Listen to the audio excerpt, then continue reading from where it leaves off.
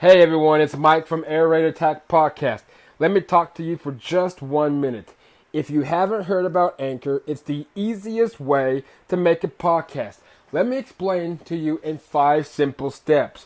Number 1, it's free. Number 2, there is creation tools that will allow you to record and edit your podcast right from your phone or computer. Number 3, Anchor will distribute your podcast for you so it can be heard on Spotify, Apple Podcasts, and many more. Number 4, you can make money from your podcast with no minimum listenership. Number 5, it's everything you need to make a podcast in one place. So, how do you sign up? It's simple. Download the free Anchor app or go to anchor.fm to get started. Enjoy the show. Welcome to the Air Raid Attack Podcast. I'm your host, Michael.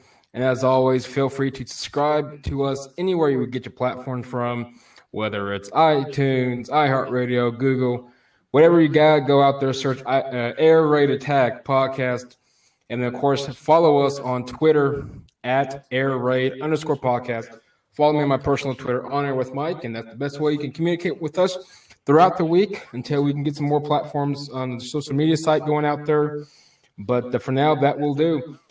We got a wonderful special guest on our hands tonight. It is my honor to have, Coach Cauley from Colorado Springs out of Vista Ridge High School. He is the head coach of that wonderful program. Just to kind of fill you in on his journey, he has coached in 7A in Alabama, Hawaii, Kansas, Arizona, of course, in the beautiful state of Colorado, which one day I'll definitely be there to visit.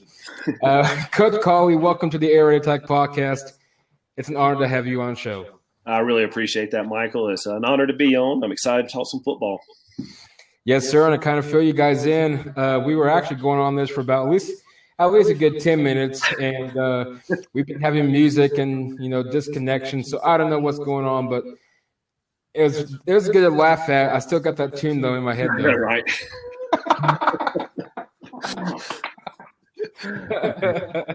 No, it's funny.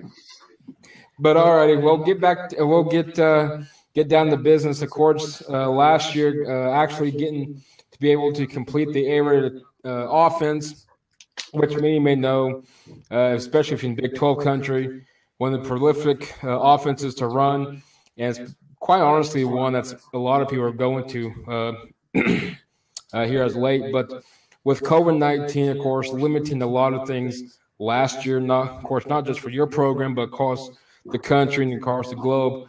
How did that affect you trying to implement a system and, of course, try to get it as perfection as close as possible? It was very difficult, to say the least. It was things I don't think anybody had to go through before. We started out, I guess, getting back on the field in February, and I knew when our season ended in November, you take a few weeks to reflect and see how, what changes you need to make and what you need to take out, what you need to put in. And I kind of knew from there that we needed to go a different direction. Michael, I was telling you before, I ran a different offense for the first 13 years of my coaching career. And that was Rich Rodriguez, the spread offense that we adopted when we was in Alabama. And I was very successful with it. And I love it. And I still love it. Love a lot of great concepts of it. But I think we got away from the base of the offense because after 13 years of mixed matching and pulling and taking away and putting in, the new staff that we had and the players as well didn't know the base from it, didn't know the origins of it, and didn't know where it came from, and they were just running what was already installed.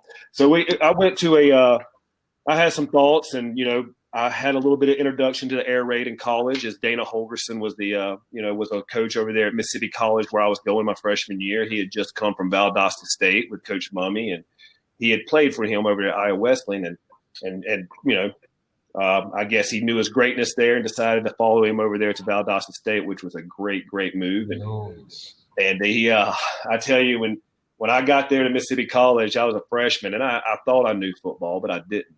And I think that's a lot of people. They think they know when they come out of high school, but then when you go there and you hear like these really, really amazing coaches talk, and you're like, what's he talking about? But so I was introduced to it there, and I loved it there. I was a QB, and he kind of moved me around to a flex tight end as well. And I had a little bit of good size, and I was a decent athlete. So, but no, so I had a little bit of introduction from him and the Mississippi College, and I knew about it, of course, just being a coach. And we have a really, really, really special QB, and we had some special wide receivers as well. And with most of our offensive line, all of our offensive line graduating, we knew we was going to be inexperienced on the offensive line. So we knew we lost 2 senior running backs, and so we knew we weren't going to be able to run the ball as much. So I adopted the air raid. I got interested in it, started doing some more research on it, trying to refamiliarize myself with it. And I ran into, I can't remember how it happened. I got an email one day, and it said, How Mummy's Air Raid Certification. And I'm like, nice. What is this? I want to look into this. So I spent the $500 to get into it, and it was worth. I would have if I'd known how good it was, I would have spent as much money as I could on it. It was well worth it. I mean, it was more than worth the $500. But it was. But man, it's just the way they break it down. They break it down from the base of it, and from the very, very bottom dirt of it, and that's what I wanted. And that's because I wanted the players to learn it just like I was learning, and I wanted the staff to learn it just like I was learning it. So we started in February. We was going to start out slow because we thought we had about 6 or 7 months before we really started to get into it, and so we started out. And I just wanted to introduce them to basically the everyday drills that we was going to run with the mesh and the settle drill and pack and go and so we got into that. We did one for 1 week, another one another week, another week. And our first install that we was going to do, that we was going to spend a whole week on, was mesh. But about the time that happened, I think we got 1 or 2 days of the mesh in. Then we had 2 or 3 snow days, and then COVID decided to hit. And so we were all locked out. And, at the first, you don't know what's happened, how long it's going to be. And then you realize, this is going to be a little good while. So in March is what we started to do is I went and got one of the whiteboards from school, asked the principal if I could borrow one of those huge rolling whiteboards. And I went and put it in my basement. And I started some basically basement clinics is. I got that term from Coach Pat Fox in Michigan. I think he is probably one of the best coaches, defensive minds that I've ever listened to and watched. And so I decided to do some basement clinics basically on my own and uploaded to Huddle. And, I basically started from where the air raid certification started as an intro to the offense, to the formations, and we took each concept and did a different install every single day or every week with those concepts and upload them to Huddle, and you're hoping the kids are invested, hoping they're getting on and watching. And it really helps when you have the leaders that we have. We had my first year here, he was a freshman QB that ended up getting freshman of the year, a first team all conference, but it's not just his arm, it's just his leadership ability, his mind and how he absorbs things. And I knew he was special, and he was, because throughout these installs, him and the rest of the great leaders on the team, they were getting together on their own, and they was taking whatever they seen on Huddle, and they was putting it to work on the field, any field that they could find, if it was a park, if it was someone's backyard, or whatever it was. They were taking the safety precautions of what they could do with mask and the distancing, trying to wear gloves as well, and at the time that's what they thought they should do. And so they, I'm not going to tell them they couldn't. I couldn't be with them, but that was their decision. That's what they did. And I'm telling you, they were probably together 3 days a week, starting in probably mid-April, late April or May. And so we did that. And also there's this thing called Screencast, and I didn't know about it as an educational tool originally for, basically just schoolwork and not athletics. But I found it as a tool to Screencast. What it does is it records you, and you can talk over any kind of film and telestrate any film you want to while you talk over it. So they see you're recording basically like a FaceTime in a corner of the screen, but they're watching the film and they're hearing you talk over. Wow. Yeah. So what you do is once you make that screencast of the film, you can download that, and you can take that download and you can upload that to Huddle as well. So those were a couple of the tools that we used during this COVID time to basically reach the team and how we could do some kind of football work without being together. And I'm telling you, Michael, it was amazing. It worked, and it wouldn't have worked if we wouldn't have had the leadership of the kids, though, because it was all student led. And but they did. They worked at it, and I'm telling you, at one point, our team and another team got like 15 teams together in the state of Colorado and had a huge 7-on-7 tournament.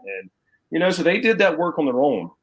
We got to be with them, I guess, late June is when we were cleared to actually start working with them.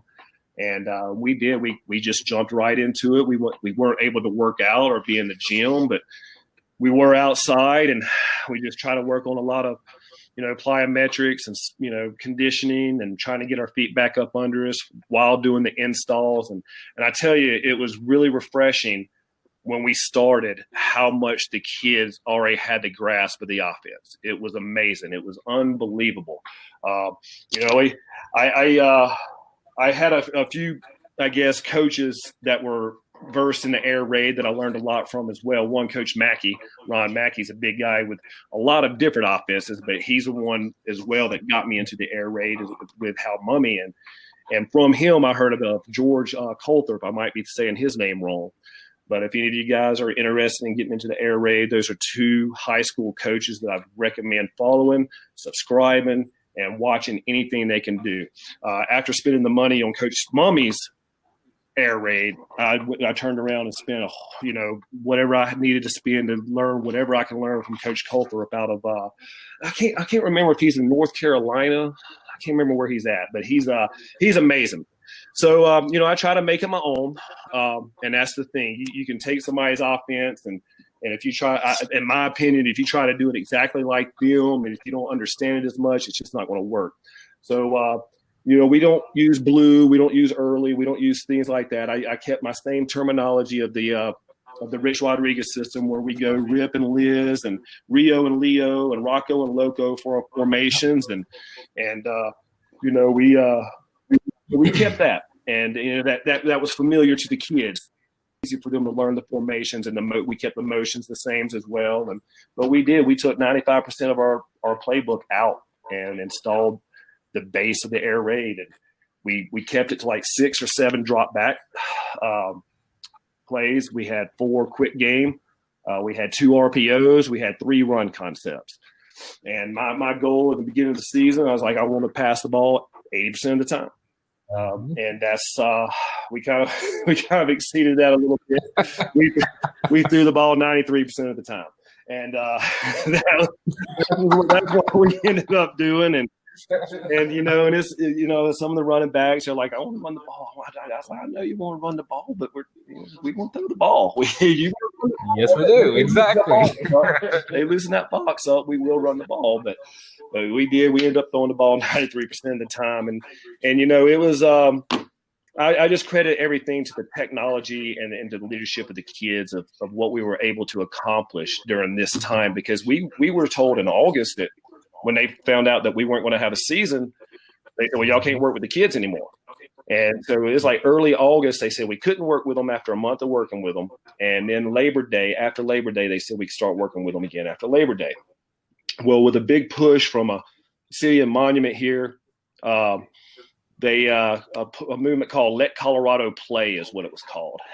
And so they were really good of catching the ear of a lot of important people, and they kind of reversed the decision and gave the state of Colorado a decision to play in the spring or fall. And each district each school had their decision on what they wanted to do, and our seniors wanted to play, so I wanted to play, and I wanted to play anyway. And so we had a condensed season of 7 games. We ended up getting 5 games in because some were canceled, but it was we had 2 weeks. When we found out we had to play, we had 2 weeks to get ready for our first game. And, going into a new offense, especially as something that you need rep after rep after rep after rep, you kind of wondering how prepared we were going to be. But, it turned out all right, Michael. It was we had a 5-game season. Our quarterback ended up throwing 24 touchdowns in 5 games and like 1,900 yards. And we had 2 receivers with over 600 yards receiving. And so it was – like I said, I credit that to the leadership of the kids working on their own and the technology available to reach the kids while you couldn't reach them. Oh, absolutely, and I think technology is just getting better, not just from the sports aspect, but just technology in itself. I think is just phenomenal where it was started, and even during the COVID time, I think it's really even took another step forward into where they wanted to go. And of course, I'm sure, I'm sure your quarterback Braden Dorman, I know is your top. I shouldn't say top prospect, but he's definitely the top prospect in Colorado, if not the top prospect. I do know of quite a bit some coaches out there that's from the college ranks that do listen from time to time, kind of sell your quarterback, so to Oh speak. man, But he's an easy sell, I'll tell you, Michael. So when I was in Arizona, I took the job at Scottsdale Christian Academy out there in Arizona. Beautiful place, beautiful school, great people there. So this job was open at Vista Ridge, and I got the job. And I had 2 weeks where I had a report, and I came back to Arizona. I uploaded everything I could on Huddle for our offense, as far as like pass concepts, run concepts, and quick game, drop back, sprint out, and everything. Again, this was Rich Rodriguez's system that I was still running. Mm-hmm. And so when I got to Colorado Springs on June the 1st was my first day. When I got there on June the 1st, we had a 14-year-old quarterback out there. And I tell you, we had a quarterback on our team already that's probably one of the better ones in the state. He's just an amazing athlete, but he's a good quarterback, probably one of the best receivers ever coached. But it was a decision. I mean, he was supposed to be the quarterback, but I had to make a decision, and I just felt in the long run, Braden is where we needed to be, because the first day I was there, this 14-year-old quarterback had seniors and juniors, and he was installing the offense on his own as a 14. Wow. It was just huge. When I saw that, I'm like, that's a ball player. That's a football player. That's what he is, a football player. And he, as a 14-year-old, is playing varsity football at a school with an 1,800 or 1,700 kid enrollment. It's a big time ball, and he, I guess before the first week of the season, he lost his number 1, his number 3, and his number 4 receiver, 2 to an ACL and 1 to a torn labrum.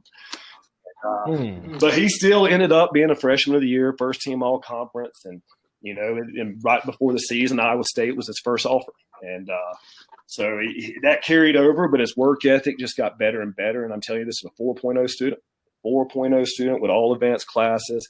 He's a leader in the classroom. He's a leader in the weight room. He's a leader on the field. He's a dual sport kid. So coming into this season, we had high expectations of him, and he started getting a lot of recognition. And I think Iowa State was the first one to jump on him. And since then, he's been offered by Kansas. He's been offered by Colorado, Colorado State, Oregon State, Middle Tennessee State. And the list of people that I talk to every single day about him just goes on and on, Michael. I've coached a lot. Like I said, I've coached a lot of places. In Alabama, just so many different athletes and great athletes. And probably, I've coached some that ended up in the league, not because of me, just because they were great. I had nothing to do with it.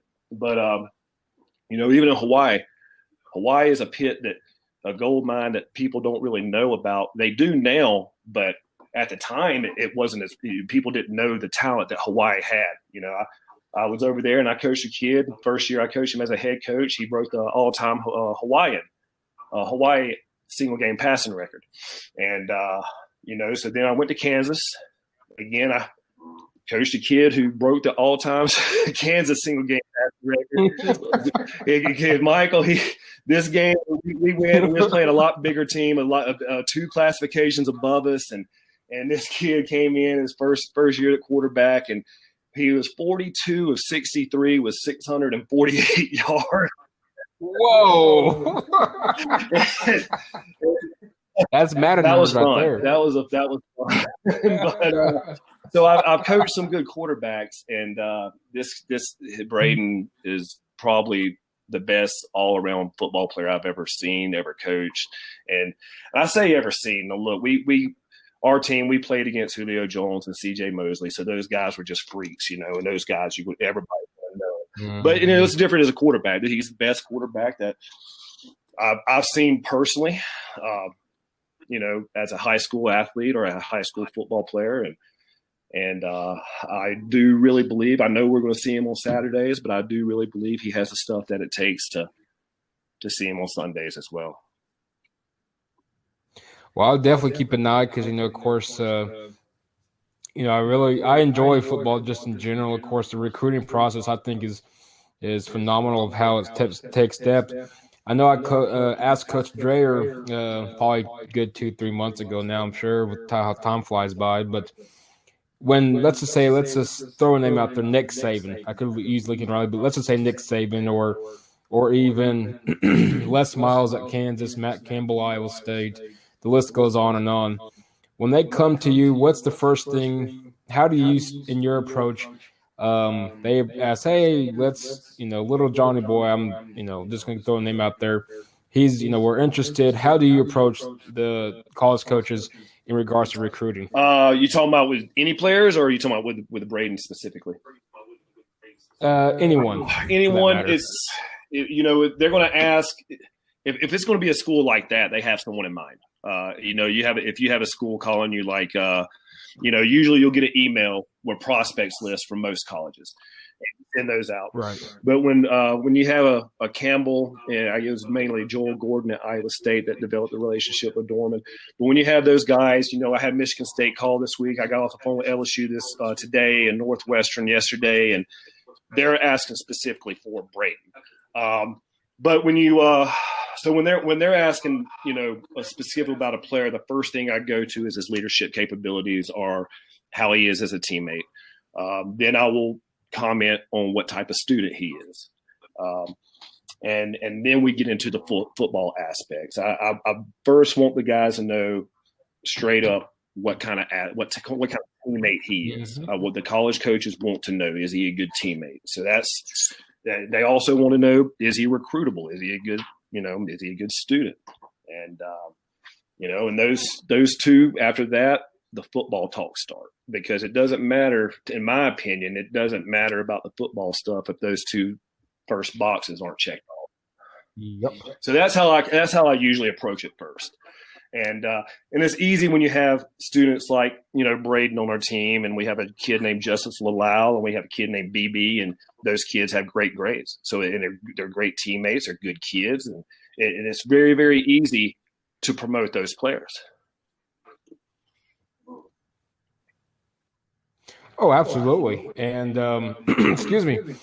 And in regards to just the question that we got from Undefeated Bro, how do you deal with negativity, just in general? And of course, how do you use social media to reach your team? Negativity is a cancer, in my opinion.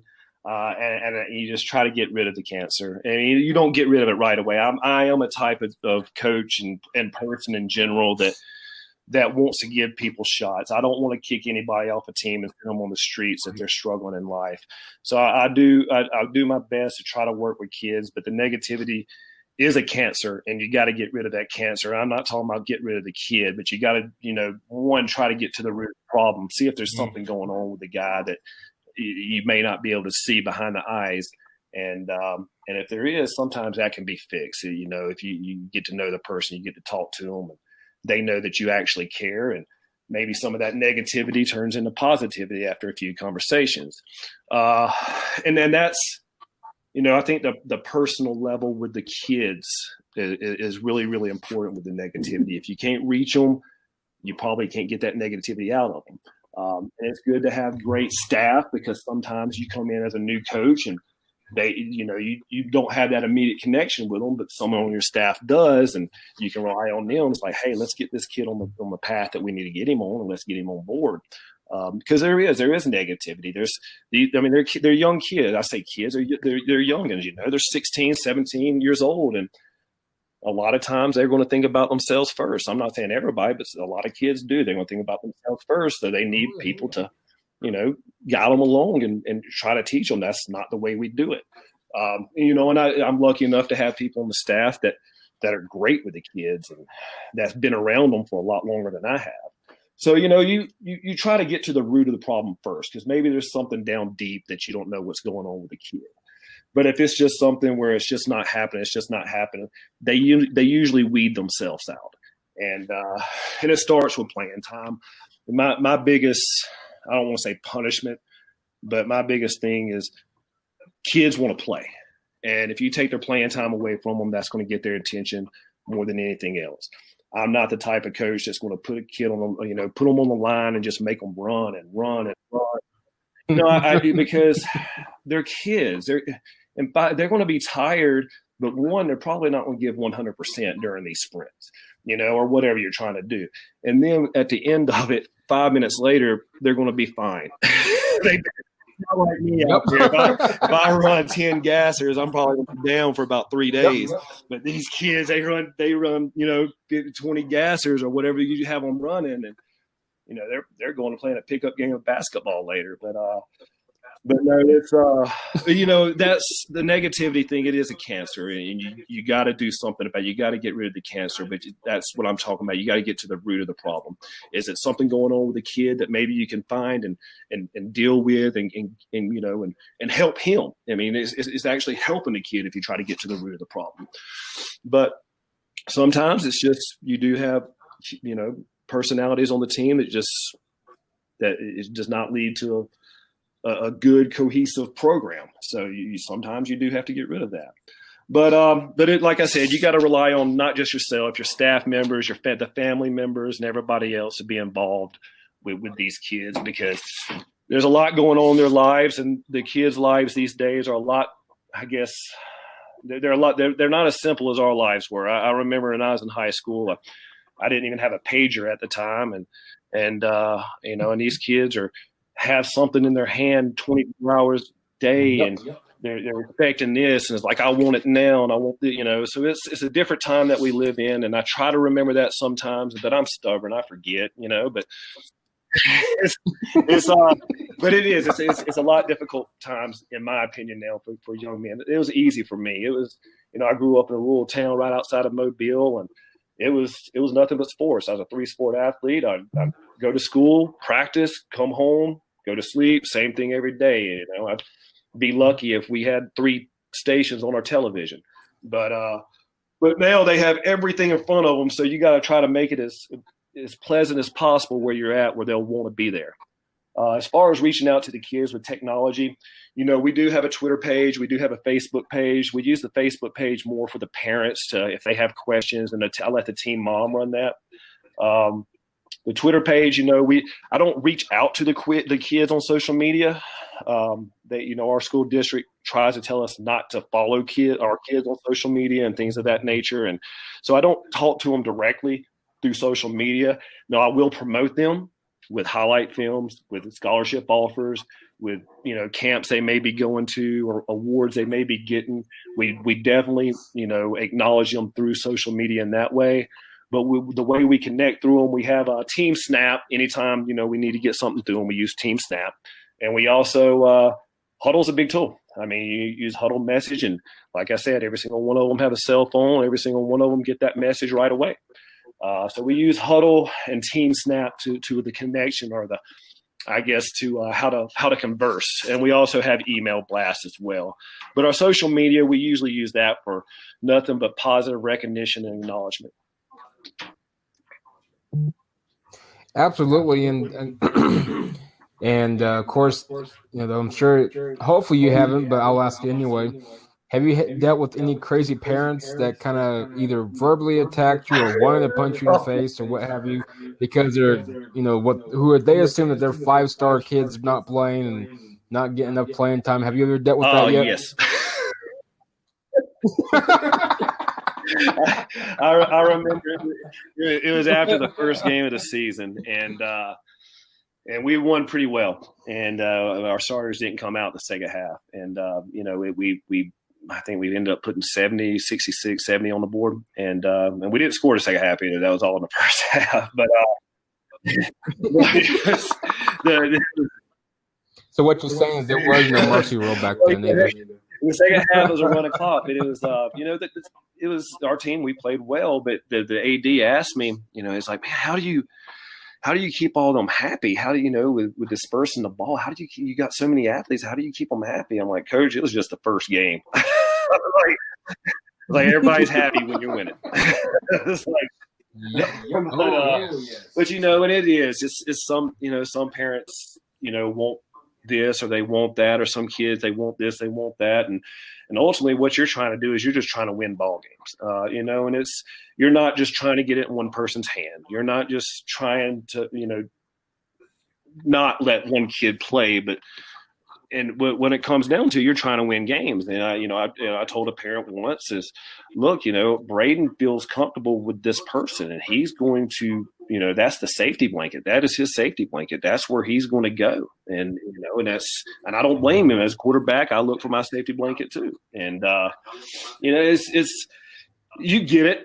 And you try I don't hear anything during the games, Mike. I'll be honest with you. During the games, I don't hear a word. And there's a lot of words being said because other people tell me about it. Parents come up and tell me about it. Did you hear what this parent was saying? Or did you hear what this parent was saying? Did you hear that parent cussing at you at the fence? I'm like, I did not. I appreciate you telling me. I did not. Yeah, I know. It's like, what am I going to do about it? There's nothing I can do with it. If they're going to cuss at me, they're going to cuss at me, and they will. And it's a different time with parents now too. It really is.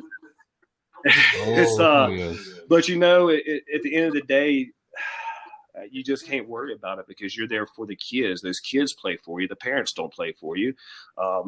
You just got to suck it up and know what's going to happen, and hope one day that whoever's doing that realizes, hey, that I'm not, this is embarrassing for me and my kid. I shouldn't be doing this. But you get it, and you're going. I'm going to keep getting it, no matter if we're in the state championship game or if we're 0-10. You're going to get it because you're not going to make everyone happy, and that's okay. And that's perfect. And you nailed it too. I mean, that's what it comes down to. You're not going to make everybody happy, and at the end of the day, you got to play your best, and the rest will fall into place, and so on and so forth. Of course, going back to your playing days, was Dana Hoganson as crazy and entertaining as he is now on the sideline when, let's just say, when he was at Oklahoma State, of course, West Virginia for a while, now down at Houston? Was he as entertaining as he is now? Man, my first impression with him was like, who in the heck is this dude? I mean, he was excitable. He was probably the biggest smart A that I've ever encountered in my life as a 17 and 18-year-old. And it was hilarious, though, unless he was talking to you. Unless he was getting on you, it was hilarious. And, I'll just remember some of the stuff he was saying to some of these guys and just laughing my butt off. I'm like, he just dogging on this dude. And then it was my turn, and it wasn't as funny, but it was he was very excitable. He was a huge personality that I don't think Mississippi College ever thought they would get over there.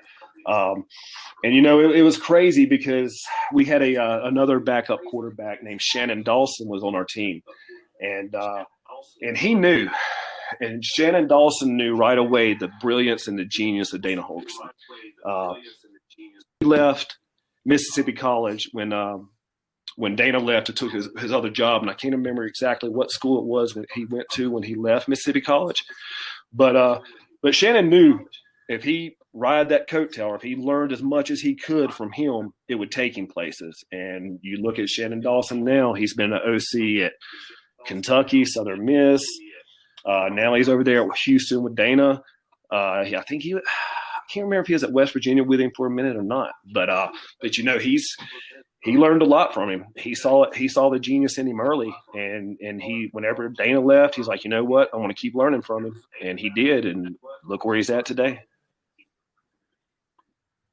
Oh, absolutely, and I've never obviously talked to him. Maybe one day that may happen, but no, he's always entertaining, and I thought he was always gonna pull whatever hair he had left out of his hair, especially his final days at West Virginia. That's some funny stuff, though, man. You gotta admit that hair has a personality of its own, and it does whatever it wants to do. And then he don't give a crap about it either. Nope. I'm just telling you, it's funny because and people know that I played for him up under a year, but since it started in March, I haven't cut my hair in a year, since March the 1st probably. And I'm a military dude. I've always had short hair. I've always had a huge beard, but I've always had short hair. And now it is long, but I'm going bald up there on top. So a lot of my buddies that call me Dana, and it's just a mess. But yeah, my wife's ready for me to get rid of this long hair. I'm ready to get rid of it too. But I figured if I waited this long, I can at least wait the full year. So, but How much longer you have left then for your wife to finally be the guy? I got. I'm going to try about March the 1st. Whenever March the 1st, as soon as I can get someone to cut it. I just don't want to shave it, Michael. I see my brother went that route. You know, I used to like my hair, man, and but now it's just ridiculous and it sucks. But I'll probably just shave it. You know, I don't want to, but I'll probably shave it sometime. You know, after March 1st, and I don't, and that's the end of it. It's not coming back. Hey, don't feel too bad. I'm with you on that one. My hair is starting to show its age. I'm 30. I'll be 33 next month. But hey, my receding hairline is starting to show, and I noticed in the front there's a bald spot growing. So hey, I'm not too far behind you. Do what you may. Hopefully, I mean, you probably have a little bit more years than I do, but hopefully somebody can come up with something. You know, I always look at that stuff too. It's like, what does that Keeps? Does Keeps work? Let me read the reviews on there. What about that stupid cap that has that light in it? Is that what I haven't took the dive on any of that yet. Of course, being up in Colorado and you hear, I'm sure you hear quite a bit. You may not, but I'm sure it's talk of the state at least. What's your personal take on Drew Lock's situation in Denver? Of course, I'm a Broncos fan. I'm just kind of curious from a coach's standpoint, especially being in Colorado. Of course, you know, media, you can toss out whatever you want to toss out. You can believe what you want to believe, so on and so forth.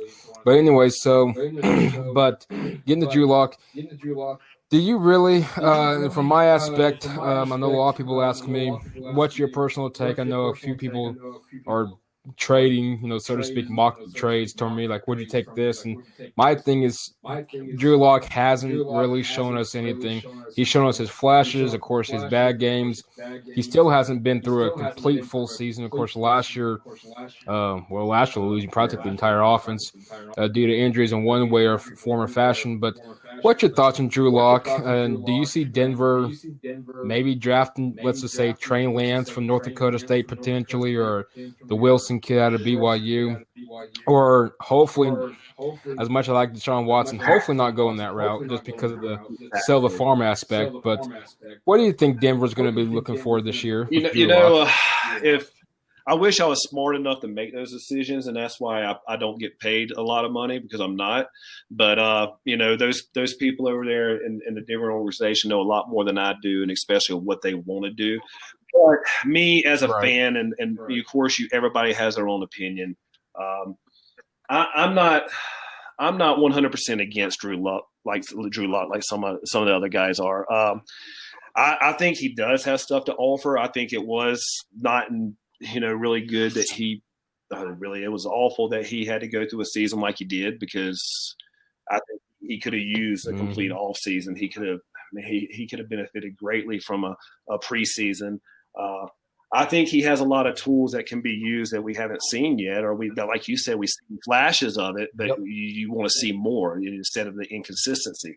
And I know the people's concern, and I agree with their concerns, but I don't think, like you said, like selling the farm for Watson, as good as Watson is, I think they can get someone out of the draft, maybe not to start this year, but just to get a year in the league up under him, and who knows? And after maybe Drew is the guy after that. Maybe after an off season and getting with the receivers like through March, through whenever he needs to, maybe things could be a little bit different, or with the team and everything else. But I don't know. I think nowadays people just get rid of people really, really quickly, and they write people off really, really quickly. And I know the fan base is, really, really rough on him. I know, so he's got a lot of support, but there's a lot of the fan base is like really, really rough on him. I'm not a huge Denver fan. I was a huge Denver when I was stationed here back in early 2000s. That's when Denver had Jake Plummer, and I love Jake Plum. Mm-hmm. I just love his style of play. Love his style of play. And I remember I think they were first in their division when they subbed Cutler in for Plummer. I remember I got so Yep, I believe so. pissed off at Denver about that. And everybody's like, well, he was better. I'm like, well, I mean, maybe down the line, but at the time they were number one in their division and they didn't make the playoffs after the substitution. But I do remember that. But and Vesco Field is a great place to go. I remember going there and a couple times, and there's just not a bad seat in the stadium. And the atmosphere was great, and I loved to be in there. And I loved them back in the Elway days. And like I said, when that time with the switch with the Cutler, that kind of like – and it was the same thing with with Alex Smith and San Francisco, because I was an Alex Smith fan, and I thought he was doing pretty well. And, of course, Kaepernick came in and did great, but I got mad at him. Look, I follow players. I don't follow. I've been a Patriot fan since Bledsoe was there, and of course, I was pissed off at them when they put Tom Brady. but I stayed with them because Bledsoe was still with them, but I stayed with the Patriots. But it was the same thing. I was a Dallas Cowboy fan. They got rid of Dorsett. I was like, man, forget y'all. when 49ers got rid of Flip Montana, and I'm like, Montana, yep. But so that's I did, in the pros, being from Alabama, we didn't have a professional team. So I would kind of follow my now it's coaches. I like coaches now, but I still like players. I'm a big Brady fan, and some of the newcomers coming up. Let's see. I like Tennessee. I like what Tennessee does, but. Back on Drew, I think he does have a lot more to show, and I would like to see a little bit more patience with him and see what he can do, because he's shown flashes that he can. And I love his enthusiasm, and I don't know. I would like to see him another year there to see what he can do. Oh, I agree with you, and I know people's like, well, you go back and forth, and rightfully so, but at the same time, with Drew last year, you lose Cortland Sutton right from the get-go, and that's a huge killer, one of the youngest receivers in the league, and definitely going to be a stud for years to come. And you got, of course, Jerry Jeudy, which is a phenomenal kid out of Alabama. Noah Fant, Tim Patrick can play. You got, Melvin Gordon, Phillip Lindsay in the backfield, and the list goes on and on. Granted, the offensive line's a little wishy-washy, but whatever. But at the same time, I'm thinking, I really don't believe in, like my dad always says, I don't believe in selling the farm, because guess what? 2-3 years down the road, Deshaun's either out of his contract or he wants to get traded, and really, you set yourself back another good 2-4 years. Depends on how you can really manage the draft and your players moving forward. But growing up, I know for me it was John Elway. I remember John Elway and Elvis Gerbach at Kansas, and oh Lord, Steve McNair and Kurt Warner at St. Louis, but St. Louis at the time. Growing up, what was some of your quarterbacks, or even players for that matter, that you really admired and just enjoyed watching week in and week out? Well, I'm a big college fan. Being from Alabama, I'm a big college fan, and I do love Alabama, but I also love Notre Dame. But saying that, the first quarterback that I really took notice of, besides Montana, like in the college years, was Drew Bledsoe. And everybody in Alabama thought it was weird that I was, paid attention to Washington State. But it was just something about his game, just seeing the way the ball come off his fingers and the way he spun the ball was just amazing to me. So I followed Drew Bledsoe all the way from Washington State to New England when he paired up with Bill Parcells, and I love Bill Parcells too, and that's how I became a Patriot fan. And after him, there was many more that came out, and it seems like they were all on the West Coast. I'll tell you, it was an ESPN magazine I think I picked up one day, and it's the first time I read about David Carr, and I just got intrigued by it, and I just started watching his game, and I love David Carr. Now, I know he didn't have a great NFL career, but I thought as a quarterback at Fresno. I thought he was absolutely amazing. And after starting getting into Fresno, I got into Boise State, and I really liked the way Ryan Dinwiddie played. And, there's probably some names I'll mention that a lot of people don't know, and that's just how big of a nerd I am with some of that small time, the smaller ball back in the day. But I was a Ryan Dinwiddie fan. I was a David Carr fan. And I think where I was wrong the most was when Ryan Leaf came out. I thought he was going to be the next thing. I remember watching him throw the ball, and I've still to this day have never seen anybody throw it like that. But I swore to everybody that he was better than Peyton Manning. I was like, no, Peyton's going to suck. Ryan Leaf's going to be the next thing. Oh man, I was wrong. but I think all of us were back then. but I didn't like Peyton in the beginning because I wasn't a Tennessee fan, being an Alabama fan. I didn't like Tennessee, and I thought he had crazy feet, and I didn't know it was something that he worked on, and that's why he did it. But he of course proved me wrong, and I ended up liking him after I saw him on Saturday Night Live and saw how funny he was. I was like, oh, he's a real person, and and I always respected him. But Peyton Manning was the man, and like you said, John Elway, man, it was fun to watch John Elway. He played reckless abandon. I loved it. But I've always respected Brett Favre, just the gamemanship of him, just the tenacity and all that. And I tell you, one of the dating back about a little bit before that, Randall Cunningham was one of my favorites. Love watching Randall Cunningham play. Absolutely, he was one of the smoothest QBs you would ever see. Just of course, his arm was amazing, but just the way he ran the ball too, the strides that he had. He was that first quarterback for me that I thought was the best running quarterback that I'd ever seen. Of course, until Vic came along. But no, I love Brady now. I didn't like him when he took Bledsoe's place, but because I'm not a Michigan fan. But he beat Alabama in the Sun Bowl, so I didn't like him. But he after he took Bledsoe's place, and I kind of stayed with him, and I kind of realized why Belichick did what he did, and it seemed to work for him. But let's see. Other than that, I'm trying to think now of the QBs I like besides Brady.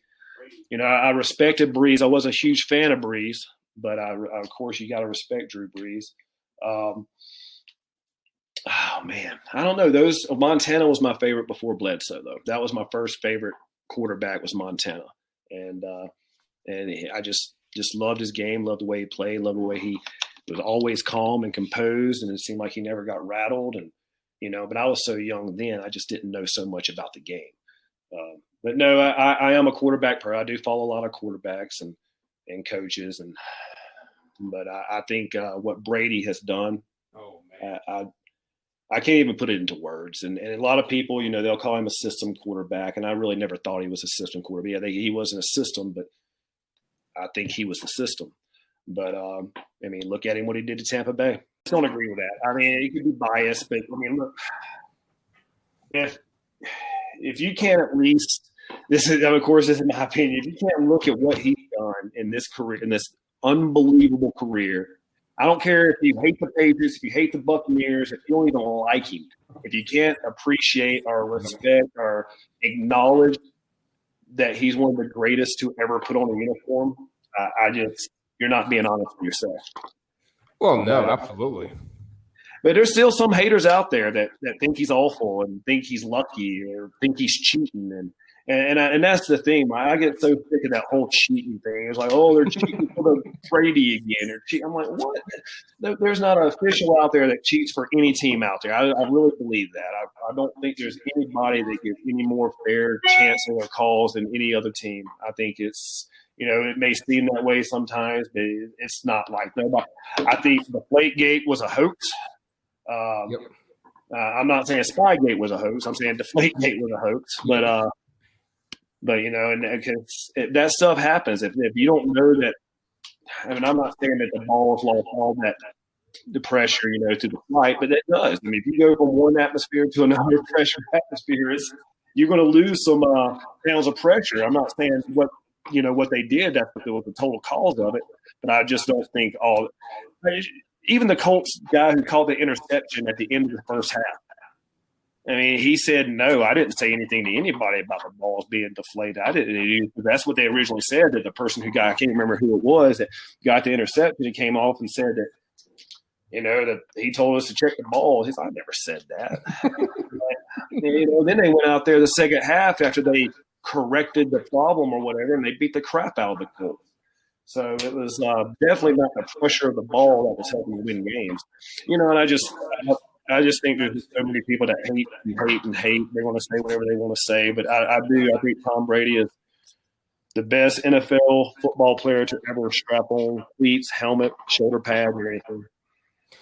I agree. And, of course, I'm not a New England fan, and I'm definitely not a Tampa Bay fan. Of course, we love, being a Denver fan, at least, Denver fan, we love him because that's the only record he has. It's a losing record against all the rest of the NFL teams. So we definitely love him. But nonetheless, all jokes aside, he's definitely the best to strap on, especially at the position, the quarterback position. Final two questions for you. I know he says he can play till 50, and he looked pretty good this year. Do you think Tom Brady can play till he's 50? No, I don't think I mean, no, 50. I'll give him this year. I'll give him this year. If he definitely wins this year, if he goes 56, I think it's a wrap. I think 45 will be the most. I don't. 50 years old. That's, man. I'm 43 years old, man, and I'm just looking at me. You know what I mean? I mean, I have a regimen that's kind of weird and crazy and all that, like my daily schedule, but it's nothing what he does. I don't take care of my body like that. I mean, I wake up at 1:30 every morning and I go work out, and because my wife works out at 4 o'clock, so I wake up at 1:30. I'm there by 2. I come back. She's there from 4 to whatever. Then I'm at work and I come back and I'm usually in bed by this time. I'm usually in bed by 8 o'clock at night, unless it's the season. I'll stretch it to 9 or 9:15. But no, I try to take exercise and take care of my body, but I also like scotch and IPA beer. So that's something that Tom Brady does not put in his body. So I think that's probably why he still has his hair. That's probably, I think, why he still looks a lot better than I do. I'll definitely, I've definitely played some ball, and my body's definitely doesn't. Some days my knees are like, nah, we're not doing this right now. But final question before I let you go. Nick Saban, of course, the best of all time in college football. I love college football, of course, being an Oklahoma fan. Nick Saban, phenomenal. In my opinion, probably the best head coach in college football history, and that says a lot. Eventually, he's going to have to. Well, he's not going to have to retire, but eventually, he probably may retire. He may pass on doing what he loves to do. But let's just say he does retire. Give us a few guys that could be interesting, but yet hard shoe to fill when that time does come for Nick Saban in Alabama. Well, anybody's gonna be a hard shoe to fill. I don't care who he is. I don't care if you bring Urban Meyer from Jacksonville or whatever. Although I don't think that would ever happen. A lot of talk was about Dabo. And because of his ties, and playing for Alabama and all that. And I think that he would go over there and he would be successful. Him and Coach Saban have completely different personalities. And I don't want to say philosophies, because who knows, they might get together and talk. And right now we're more similar than people think we are. But I think Dabo would be one definitely. Dabo Swinney would be one coach that would definitely be in the talk. At least the Alabama fan base wanting to come over there. And I know at one point he had mentioned, I guess, a little bit of interest, like maybe later in his career or something. But I think that would be the first name that would come about.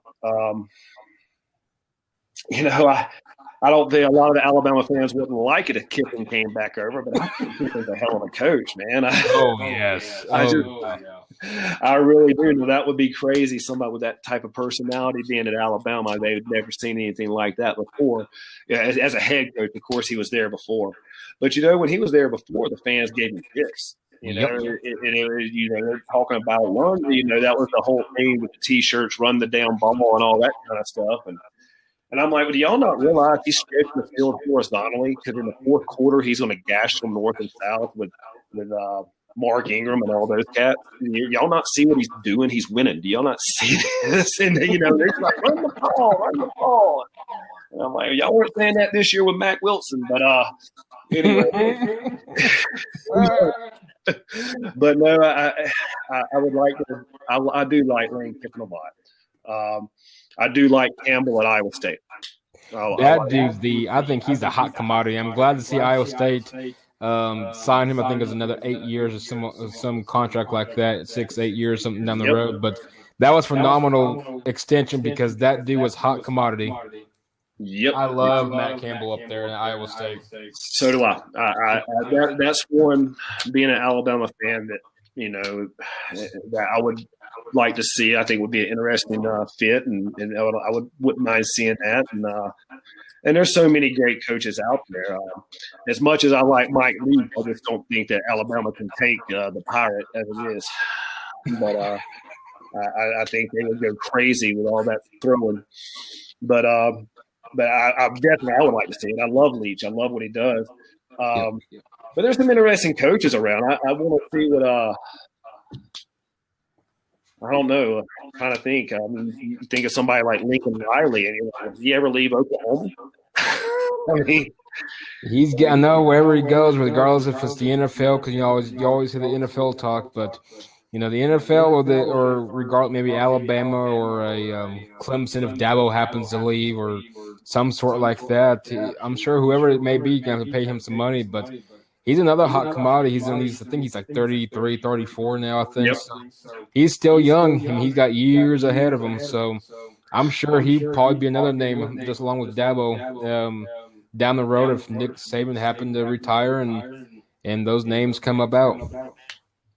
He is. I like Lincoln Riley a lot, and that's why I mentioned him. I'm trying to think of the best coach. I know there's some young, up and coming young coaches that I'm not putting out there, but I'm just trying to think of the people that are really, really successful right now that I think Alabama would like. Oh, that's a big target. Oh, that's a big target. Mm-hmm. And of course, Dabo I think would be the first one. I would like to see someone like Campbell come in there and give it a shot, or them give Campbell or someone like Campbell a shot. And but there's so many good coaches around now, man. I mean, now that I've been to so many different states and getting to talk to different college coaches and watch different college coaches from different eras, or different areas of the world. Like, when I was in Hawaii, we took a trip and we were lucky enough to go to University of Oregon for like 4 or 5 days. And Chip Kelly was over there. And man, I just learned so much from Chip Kelly, and Scott Frost was there at the time. I just loved him the way he was. We were receivers, and man, the offensive line coach was everybody's like, "Why are you in the offensive line coach's meeting? Why are you in the offensive line coach's meeting?" And I was like, because that's what I know least about is the offensive line. So I'm gonna learn from Steve Greatwood if I can, one of the best offensive line coaches that are around. So I don't think, I'm not saying one of those coaches should be Alabama. I'm just saying I've been lucky enough to be in different parts of the world and got to see different, listen to different coaches and all that. Hey, I love what Hugh Freeze does. I love what he does. I've always been a big fan of Hugh Freeze. I remember I got to listen to Houston Nutt talk at a clinic one day, and I'm telling you, that guy right there, you listen to him talk, you want to go out there. I don't care how many beers you had or what time of night, you want to go coach right when you get out of his meeting. That guy, I love listening to Houston Nutt. But I miss Houston Nutt on the sideline. but no, there's like Hugh Freeze, like I said, there's a lot of coaches that probably not coming to my mind right now, but Campbell, Freeze, Riley, I think the Alabama fan base would definitely want Coach Sweeney over there first before anybody else. Oh yeah, absolutely. And I like, probably not a name that you probably throw out there for Alabama, but Blake Anderson, who was at Arkansas State, now at Utah State. I absolutely adore what he's all about. Values to his personality, of course. His wife passed away a few years ago, but he's another one. Probably he may not be mentioned for the Alabama job, but you never know. He may, one day maybe we'll see him at Colorado State, Oklahoma State potentially. So down the road. So, the doors are open to these coaches, and I just love following these coaches. I think it's amazing where some of them start out at and move on down the road.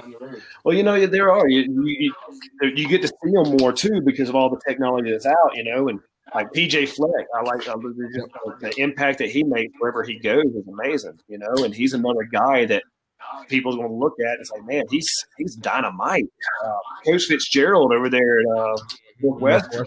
Just so many great coaches, and but Alabama's a very different place than a lot of other places, and you can take an amazing coach that might not be as successful at a place like Alabama because it's a different area, man. Those people are cutthroat over there, and it's big time pressure, big time pressure.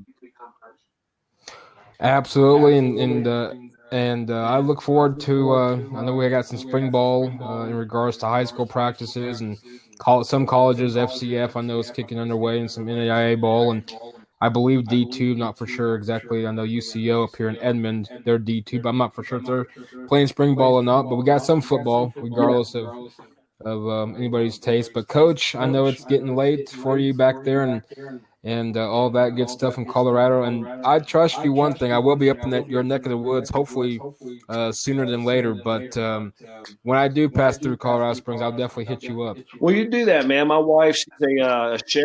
She's an executive chef. She's now a culinary instructor. But if you need some good food and a bed to lay down in, you can stay up there in the bed, and you can eat some good food while you're here.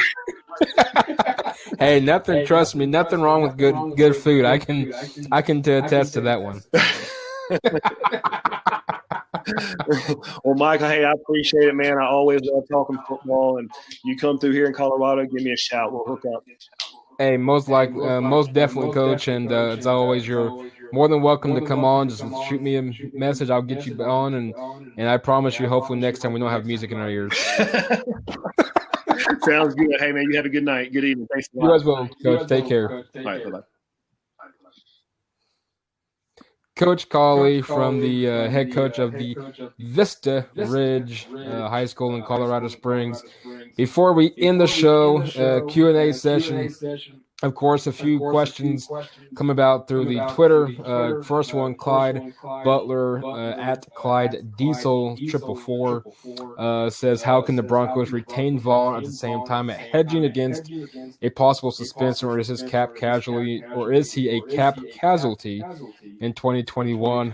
Clyde, to answer that question, I still think they're going to restructure his contract. I think that's probably your best option at that rate. Your second option, he's due $22.1 million this year as a team option. I don't think they're going to take that. I don't think pending legal issues, nothing goes on with that. I don't know what in the world's going on with that, but nonetheless, pending legal issues, I think that Denver does let him go, and I think you can see a restructure to an extent. I'm sure, especially if the quarterback position goes in the way of Watson, I think he stays. He more than likely wants to finish. I'm sure he wants to finish in Denver, and I think that's how you're going to retain him. Really, is restructure the contract if Vaughn wants to stay in Denver, and I'm sure both parties. From what I'm hearing and from what I'm reading on some different media outlets on Twitter, none is biased towards one way, both neutral. They're wanting to work something out. So hopefully we can. Love to see Vaughn retire as a Bronco and go from there. So to answer your question, for now, he's a cap casualty, $22.1 million team option. I don't think they're going to take that. I think that Peyton's going to need a lot of rebuilding. I think he has his own ways that he wants to take care of things. So I think a restructure for Vaughn, pending investigation legally, and go from there. Otherwise, I think Vaughn's days are numbered in Denver. Next question, last one, I believe. A few more after this. I gotta switch over to my Air Raid Show podcast, or Twitter, I should say. But Lindsay Bebout, I'm sure I'm butchering their last name. I apologize. At Lindsay Bebout on Twitter. Who do you think Peyton replaces A.J. Bouye with? Of course, A.J. Bouye was the first casualty in regards to the first domino effect falling in Denver. At the cornerback position, I say first and foremost draft. Assuming they want to keep Drew Lock. I love Trey Lance. I don't think if Trey Lance is not there, you go Patrick Surtain, I believe is how you say his last name, out of Alabama. I think you go that route. Xavier Rhodes, I believe, is a free agent this year. Of course, George Payton, coming from Minnesota, you can play that route. Don't know what the money factor is going to be in it. Long shot, which I would love to see. Patrick Peterson out of Arizona, I think will be my probably 1B option. But to answer your question, tough one. I'm going to say Patrick Surtain out of Alabama, but Patrick Peterson is my final answer. I think we might be able to nab Patrick Peterson. It's a long shot, but he's going to be. He's not the player. He's definitely aging, but nonetheless, I think we could. It's a possibility. I think we can. Xavier Rhodes would be nice. I think he's just going to be a little pricier. Especially coming from Minnesota. But I think helps out as well. Let's see. Come with these last questions. Here we go. Last one. Sorry, guys. Just trying to get all these at once. Make sure that we get them underway. While I'm loading this up. Coach Cauley will pleasure talking football. Not just coaching in general. Phenomenal guy, family guy, and it's going to be fun, especially when the season comes about. Questions, Michael, Mr. Moody Mets, Michael, Tony Tay. I know I'm butchering his last name, but just Tony Tay sounds amazing. It's on Twitter. The last four, and he'd be coming on the show here during the baseball season. He is the baseball insider that will be on the Air Raid Attack podcast. Number one, how do you feel? How do you feel about the embarrassing behavior of the OU receiver recently, and also do you think they deserve that whooping? And what he means by is Spencer Jones, the placeholder / wide receiver for the University of Oklahoma, was caught in what they would consider a bar fight, more so less. It was actually a restroom in the bar where they actually took place. I tweeted out to the fighter. It was a brother that was one of them that took place. I think it could have been first and foremost. If you look at the picture of not the main guy, but the second guy, and if I could go back to Twitter, I would say who it was. But if you look at them both, they know they're an OU person, and so they obviously know who these two guys were. And so I think they're just looking for trouble. I think definitely going to be legal action taking place on both sides of the film. It's embarrassing. It's embarrassing for both of them, nonetheless, for both parties, to be honest. One. Two, they could have handled it better. I mean, don't know what was said. Don't care what was said. None of my business. About the end of the day, could have handled it better. Lincoln Riley, I know, is handling it. Excuse me, I know Lincoln Riley, the head coach of Oklahoma, is handling it on his side of it. Legal actions, like I said, I know the police are investigating it. So, nonetheless, to answer your question, do they deserve it? Like I said, the answer to the question, no. Now, what was said verbally, I don't know. I mean, maybe. I guess maybe depends on what was verbally said, but nonetheless, to answer your question, I don't think so. Just from the video in itself, I think two guys just wanted to pick a fight. They're both guys that have no balls, and they wanted to impress, I think, ladies or somebody, I'm sure. And how do I feel? It's embarrassing. Nonetheless, both parties could have handled it better. Number two. Please explain this football league that recently caught your interest, because I do not get it. LOL, Mr. Moody Mets. I'll get to that one last because it's going to be a longer answer. Bonus question from at Mr. Moody Mets. How do you feel about spring football and Coach Deion Sanders, the head coach of Jackson State University? Spring football, I love it. It's not the pure answer. Due to COVID, is the reason why that you got some spring football. I know where I played college football at KCU. I know that they're playing spring ball. I know FCS is playing spring ball. Tarleton State beat New Mexico State, I know, on last week, which is pretty amazing because FCS, they were D2, I believe, and they jumped up from D3. They jumped up to FCF rank, so that's a huge win for Tarleton State over in New Mexico State. And just telling me that New Mexico State really should overlook take a look at the football program.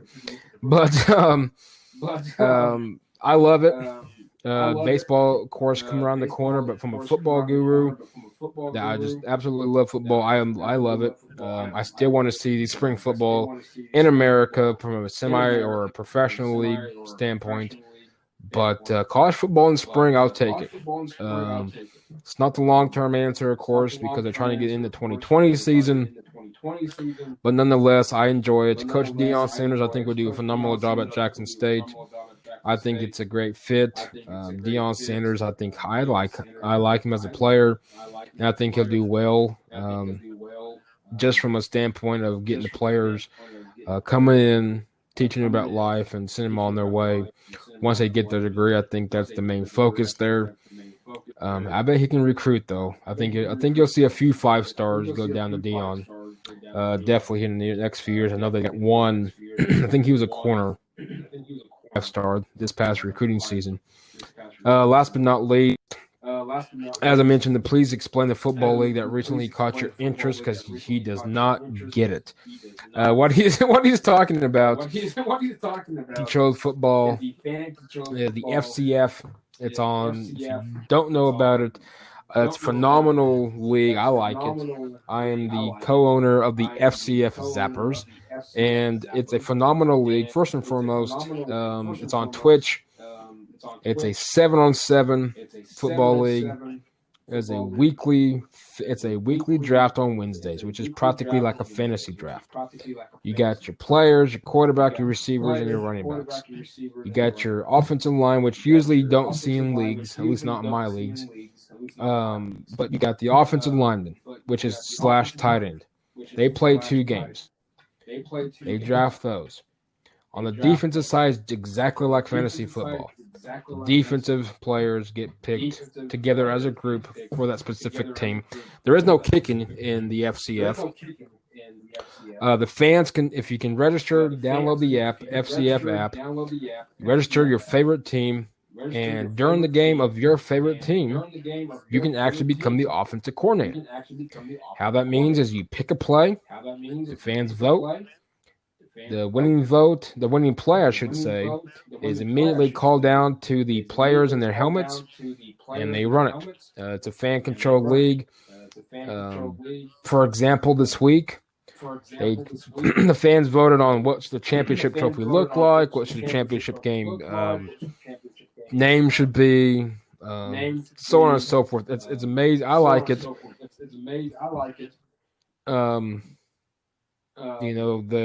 There's no extra point, kick wise, but from the 10-yard lines, I think is 2 points from or 1 point from the 5-yard lines, 2 or something like that.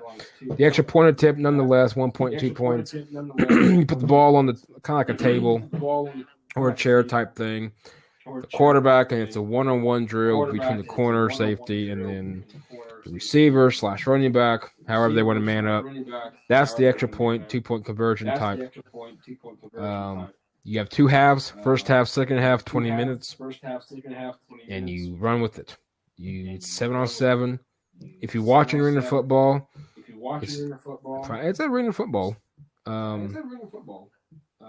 Just trying to think of what else. Really, that's what it is. It's fan-controlled. Fans control the offensive play calling. They vote for it. You may win. You may not win. If you do win, you get points for for your fan ID, but hopefully that answered your question. It's I enjoy it. Just check it out. Maybe we can Skype or something and kind of go over it. Hopefully that answered your question, Mikey. Regardless, dude, I still love you. Thank you for tuning in. I know we forgot to mention earlier, but we were on YouTube Live. But we'll be back on YouTube later, I think actually tomorrow, when we get our next guest on. But again, it's a pleasure, Coach. The head coach Cauley, the head coach Ridge High School, Jason Cauley, coming on the show. And as always, feel free to listen to the show, download us, subscribe, whatever, follow us on iTunes, Google, iHeartRadio, wherever you get your podcast platform from. Listen to us on platforms. Watch the YouTube live channel, restream it, whatever the case may be. Follow us on Twitter at airraid_podcast. Visit my personal Twitter, On Air with Mike. If you want to communicate through there throughout the week, go ahead. And just a little few things behind the scenes. We are working on getting a website, and it will be detailed out hopefully in the next episode. If not, will be next week as well. But in the meantime, hopefully you all are staying safe. And hey, I mean, gotta take care. And I got nothing else. But guess what? We are almost towards the weekend. Hey, the weekend. But nonetheless, it was 14 degrees a week ago. It is a whopping 70-something for the run with it. But anyway, after listening to Friday, I may listen to this on Friday. On Wednesdays. Okay, today's Wednesday. Thank you. So on Thursday's guest is Natalie coming on the Air Attack podcast. She is the host of Cleveland Sports Talk in Cleveland, and she's a Sports Illustrated Indians contributor, freelance sports writer. We'll talk. Trust me, we're going to talk some Cleveland Browns. Is Baker they got the fifth-year option? Is Baker the answer in Cleveland? Is the Browns? Can they land JJ? And can we see the Browns in the Super Bowl here eventually? Just we'll see. But in the meantime, get those questions out there going. But in the meantime, you all take care, stay safe, and we'll see you guys on the other side. Have a good evening.